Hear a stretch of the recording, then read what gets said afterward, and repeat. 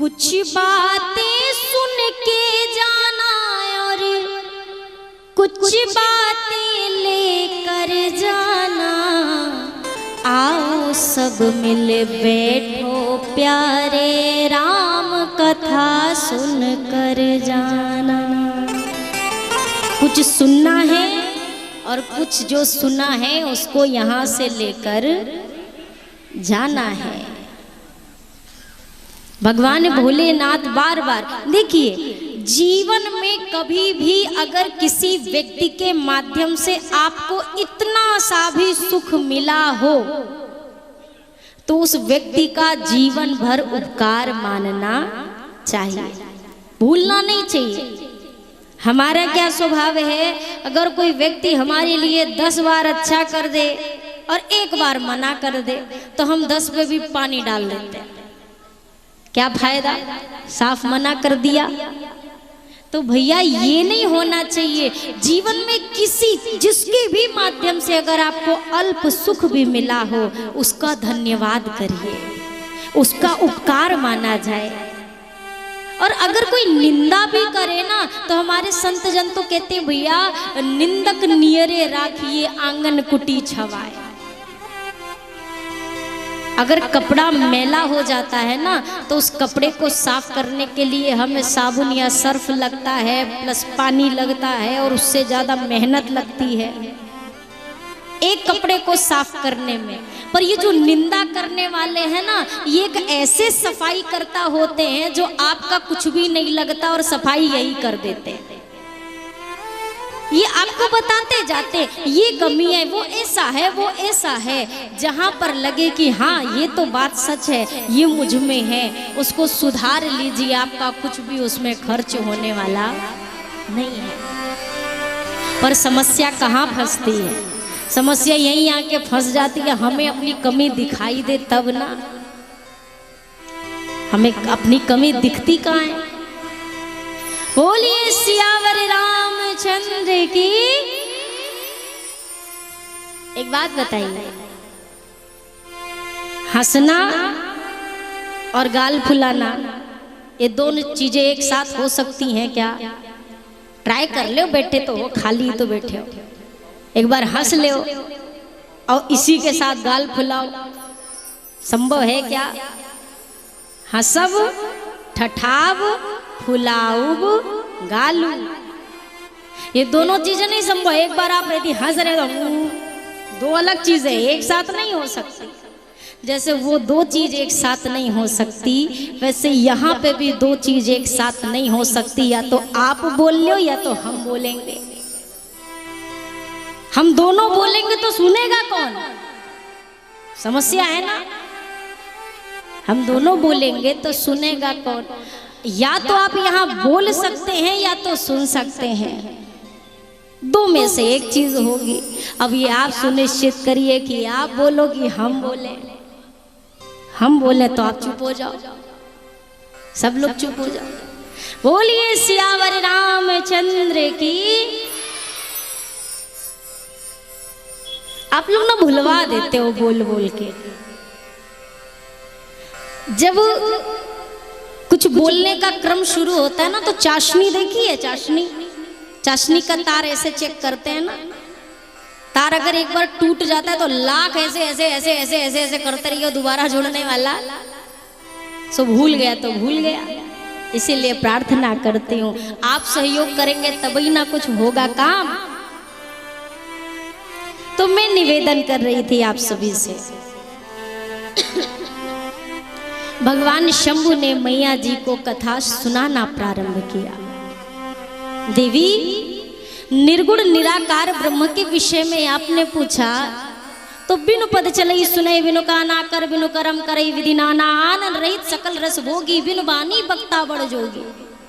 जो इन सभी लक्षणों से परिपूर्ण है ऐसा निर्गुण ब्रह्म है। बिना पग के चल सकता है, गति कर सकता है, बिना श्रवण के बहुत अच्छा श्रोता है, बिना वाणी के बहुत अच्छा वक्ता है, बिना नेत्रों के सब कुछ देख सकता है। ऐसा है वो निर्गुण ब्रह्म। ब्रह्म कौन है, क्या है, राम जी कौन है आपने पूछा। जैसे आप अपने कमरे में सो रहे हो या सो रही हो, और जैसे ही आप अपने बेड से उतरने के लिए तैयार हो, लाइट चली जाए और पूरे कमरे में अंधेरा छा जाए, आप जैसे ही बेड से नीचे पैर रखो, आपके पैर के नीचे एक मोटी सी रस्सी आ जाए, आपके दिमाग में पहला ख्याल क्या होगा? जोर से बताइएगा। सांप है, पक्का सांप है। और जैसे आप अभी भयभीत हुए ही थे कि लाइट आ जाए, अब आपको क्या लगे? अरे ये तो रस्सी है, हम तो सांप समझ बैठे थे। भोले बाबा कहते हैं देवी, ठीक उसी प्रकार जैसे ये जो संसार है ना, ये तब तक सच्चा लगता है जब तक राम जी की भक्ति रूपी प्रकाश का जीवन में आना नहीं होता है, तब तक ये संसार सच्चा लगता है। लेकिन जैसे ही जीवन में प्रभु के प्रेम का प्रकाश आ जाता है, सत्य का भान हो जाता है कि ये नश्वर है, ये ईश्वर है। राम जी वही प्रकाश है देवी, जो मन की इस भ्रांति को मिटा देते हैं, दूर कर देते हैं। निर्गुण ब्रह्म के विषय में बताने के बाद बाबा ने कहा, देवी आप कहती हैं कि भगवान का इस धरती पर क्यों आना हुआ, तो मुझे तो देखिए भगवान के आने के बहुत सारे कारण हैं। सबकी चर्चा करूं तो शायद पूरा जीवन भी हमारा आपका कम पड़ जाए। बाबा ने भी मुख्यतः 5 कारण उठाए कि देवी प्रभु के आने के जो 5 कारण हैं पार्वती में, उसकी चर्चा आपसे करता हूं। मुख्यतः 5 कारण। प्रारंभ कैसे हुआ? जब पृथ्वी पर धर्म की हानि होती है, अधर्म में वृद्धि होती है, तब तब प्रभु इस धराधाम पर अपने भक्तों के लिए पधारते हैं। मेरे भोलेनाथ ने कहा, जब जब हो ही धर्म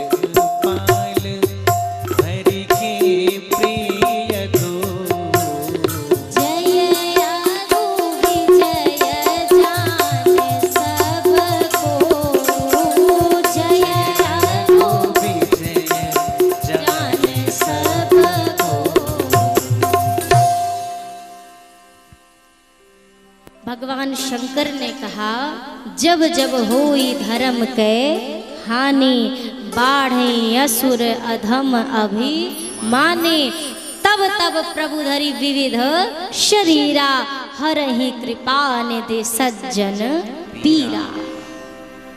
देवी, जब धर्म की हानि होती है, अधर्म में वृद्धि होती है, धर्म की हानि से तात्पर्य क्या? ये नहीं कि धर्म खत्म हो गया, नहीं, धर्म करने वाले जहां के तहां रुक गए या उनको रोक दिया गया और अधर्म करने वालों की संख्या बढ़ गई। ये हुई धर्म की हानि। अधर्म में वृद्धि हुई, तब प्रभु इस संसार में अपने भक्तों के लिए पधारे, तब आए हैं। आपने पूछा कि ठाकुर जी के आने के कारण कौन से हैं? देवी, कई कारण हैं और साधारण नहीं है। परम विचित्र एक ते एका, एक से बढ़ के एक विचित्र कारण है। पर मैं आपसे कुछ मुख्य कारणों की चर्चा करता हूं। अगर प्रारंभ में ही इस बात को समझा जाए कि ठाकुर जी के आने का मूल उद्देश्य क्या है, आप सारी कथाओं का अगर सार तत्व निचोड़ कर निकालेंगे तो आपको एक चीज मिलेगी कि इस संसार में प्रभु का आना सिर्फ और सिर्फ अपने भक्तों के प्रेम के वश हुआ है। ठाकुर जी अपने भक्तों के, अपने संतों के लिए आते हैं, उनके प्रेम के वशीभूत होकर आते हैं। केवल रावण को मारना उद्देश्य नहीं हो सकता है। ये तो वो है कि भ्रिकुटी विलास सृष्टि लय हुई। ठाकुर जी अपनी भौहों को भी टेढ़ा कर देना तो सृष्टि सर्वनाश हो सकती है और सद्या निर्मित हो सकती है। लेकिन ठाकुर जी आए क्यों? ठाकुर जी कहते हैं, तुम सारिखे संत प्रिय मोरे, धरो देह नहीं आन हो रे। मुझे हे विभीषण जी आपके जैसे संत बहुत पसंद हैं, प्रिय हैं, और ऐसे ही संतों की वजह से मैं धरती पर आता हूं। अब हम थोड़ा सोच में पड़ जाएंगे। पहले ये समझिए कि संत कौन है, संत का मतलब क्या है। किसी संत ने एक बड़ी अच्छी बात कही, साधु होना कठिन है, चढ़ना पेड़ खजूर, जो चढ़े सो चाखे प्रेम रस, और गिरे तो चकना चूर। साधु होना, बोलिए क्या है? कठिन है। साधु होना कठिन है। ये नहीं लिखा कि साधु बनना कठिन है, बनना आसान है। ये सारे सब चेंज करके बढ़िया डाल लो, कुछ और बन गए। काली नेगी भी बन गया था, पर हुआ क्या? बना था, हुआ नहीं था। होने में और बनने में उतना ही अंतर है जितना अंतर ये जमीन और ऊपर आसमान। साधु होना कठिन है, बनना आसान है। तो करें क्या? हम साधु बनते हैं, पर हो, क्योंकि साधु बना थोड़ी ना जाता है। संतत्व तो एक ऐसी चीज होती है जो अपने आप आ जाती है, अपने आप समय के अनुसार। आप दुनिया में हो, दुनिया में रहते रहते कब आपका मन दुनिया की चीजों से हटने लगे और ठाकुर जी में लगने लगे, समझ जाना। आप हो तो गृहस्थ आश्रम में, पर आप किसी बैरागी से कम नहीं हो। संसार में रह करके भी वैराग्य हो सकता है, हो सकता है। पट को त्यागेंगे, जबरन त्यागेंगे तो आप तो कपड़े को छोड़ देंगे, पर कपड़ा आपको, आप घर मकान छोड़ देंगे, पर घर मकान आपको, घर मकान भी पकड़ ले हुए हैं, पता है आपको? पकड़ लेते हैं, घर मकान भी बहुत कसके पकड़ते हैं, छोड़ते भी नहीं है। ये कब पकड़ते हैं? जब आप इनको जबरदस्ती छोड़ते हो तब। जब केवल आपका तन इन चीजों को छोड़ता है ना, तो मन वहां पे पकड़ रहता है और मन को वो पकड़े रहता है। और जब आप मन से उन चीजों को छोड़ देते हैं तो लाख वो पकड़े पर आप पकड़ में आने वाले। अब ये बात थोड़ा काऊ काऊ को तो समझ में आ गई। काऊ काऊ अभी समझने का प्रयास कर रहे हैं कि घर कैसे पकड़ ले हुए हैं। भाई पकड़ते हैं। आप अगर तीर्थ स्थान पे गए हैं, सामने जगन्नाथ भगवान है और आपको अपने घर के नाथ की याद आ रही है, इसको कहते हैं घर का पकड़ना। सामने साक्षात भगवान बैठा और आप सोच रहे कहाँ पता गैया आप बंध गई होएगी कि ना बंधी होएगी, कहीं बछड़ा सारा दूध ना पी जाए। इसको कहते हैं पकड़ना। ये आपने घर नहीं पकड़ा, आप तो चले गए, आप तो बैठे हो काशी में, बैठे हो प्रयाग में, बैठे हो पुरी में, बैठे हो, पर ये घर भी आपके साथ वही है। चीजें तब तक सहज नहीं हो सकती हैं। एक बार एक थे सज्जन, नाम नहीं लूंगी, लाइव जाता है ना तो पता चले फोन करके कहे हाँ दीदी हमारा नाम ले दिया। एक थे सज्जन आए, अयोध्या आ गए, हम तो अब साधु बनेंगे। आए तो बड़े जोश में थे, पर जोश कछु दिन ही काम आया, बाद में होश आ गया। घर पे आए, लगे रोने, अब हमें घर जाना है। तो मैंने कहा भैया जाइए, अच्छी बात है। वैसे ऐसा क्या हो गया कि घर जाना है? कह रहे हम ये बंदर के बच्चन को देखते तो हमें हमारे नाती पोता याद आते हैं। अब बताओ, बानर को देख के जाको अपने नाती पोता याद आ रहे, वो कहाँ वैरागी का जीवन जिएंगे? वो क्या वैराग्य लेंगे मेरे भाई? वैराग्य ऐसे नहीं हो सकता है। मैंने शायद किसी कथा में आपको ये घटना सुनाई भी हो। एक सज्जन बन गए, हुए नहीं थे, बन गए वैरागी साधु, और जिससे मिले उससे यही कहे अरे तुम्हें पता है हमने 10 करोड़ की संपत्ति को लात मारी है, 10 करोड़ की संपत्ति को हमने लात मारी है। जिससे मिले यही कहे। एक दिन एक सच्चे भगत जी से पाला पड़ गया। भगत जी ने कहा महाराज आपने लात मारी तो पर सही से लगी ना है, लगी होती तो अब तक भूल चुके होते कि क्या छोड़ के आए हो, केवल वो याद रहता कि क्या तुमने पा लिया है। और अगर अभी भी आपको ये याद है कि आपने क्या छोड़ा है, इसका मतलब अभी आपसे छूटा नहीं है, अभी नहीं छूटा है। एक व्यक्ति एक संत के पास गया रोने लगा, घर में खाने के लिए भी नहीं है, कुछ इंतजाम कर दीजिए, आप तो महात्मा हो ना, कुछ करो ना कृपा। संत ने पहले कहा मैं तो अपने भी खाने के लिए निश्चिंत रहता हूं, मैं तेरे खाने की व्यवस्था कहां से कर दूं? नहीं महाराज कुछ तो करो ना। संत ने कहा अच्छा ठीक है, चल ऐसा कर, वो गांव के पास एक जो नीम का पेड़ है ना, उसके नीचे एक पत्थर रखा हुआ है, जाके निकाल ले। व्यक्ति ने कहा महाराज गजब मजाक करते हो, अरे हम यहाँ भूखे प्यासे तड़प रहे घर भर के, हम पत्थर लेके क्या करेंगे? संत ने कहा मूर्ख इंसान, वो साधारण पत्थर नहीं है, वो पारस मणि है, ले जा। उससे क्या होगा महाराज? अरे जिस भी लोहे से भी छुला देगा ना तो वो सोना बन जाएगा, ले जा। गया ये, सच में इसको पारस पत्थर मिला, हाथ में एक लोहे का कड़ा पहना था, छुआया, सोने का बन गया, खुश हो गया, अरे मैं तो अमीर हो गया। खूब तीव्र वेग से दौड़ के घर की ओर, गांव की ओर भागा, आधे रास्ते पर पहुंचा था, फिर वहां से उससे भी ज्यादा वेग से भागा दोबारा संत के पास, महात्मा जी के पास गया, और इधर पारस का क्या किया, नदी में फेंक दिया और महाराज के पास पहुंचा। महाराज जी से जैसे ही प्रणाम किया, महाराज जी ने कहा क्या हुआ, नहीं मिला क्या? मिल गया था महाराज। तो क्या किया, आप क्यों आया है?